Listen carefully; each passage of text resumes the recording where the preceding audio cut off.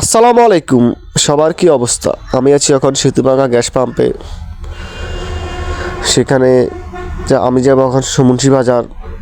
ড্রাইভারের সাথে দাঁড়ালাম গ্যাস নেওয়ার জন্য। একটা ভিডিও বানাই, সবাইকে দেখাই সেতুভাঙা গ্যাস পাম্পের কি অবস্থা আর কি পরিস্থিতি। এখানে আইনটা ঠিক আছে রমজান মাসের জন্য। আইনটা হলো রমজান মাসে 3টা থেকে 9টা পর্যন্ত বন্ধ থাকবে। রমজান মাসের জন্য ঈদের পর আবার 6টা থেকে 9টা পর্যন্ত বন্ধ থাকবে। আইন শুধু রমজান মাসের জন্য করেছে সরকার, নতুন সরকার। আইন ভালো হলো, মানুষের ভোগান্তি কমলো। আর এমনি সিরিয়াল আছে, অনেক সিরিয়াল, মানুষ গ্যাস নিতেছে, এই সাইডে গ্যাস নিতেছে, বিএভিএম স্ট্যান্ড এসে আমি যেখান থেকে এসে যেখানে লোকাল স্ট্যান্ড।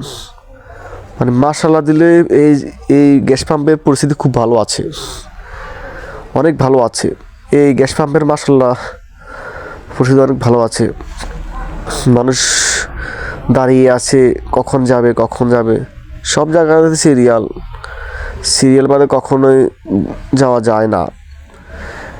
সব জায়গাতে মেনটেন করে চলতে হয়। গ্যাস পাম্পের পরিস্থিতি এইটা।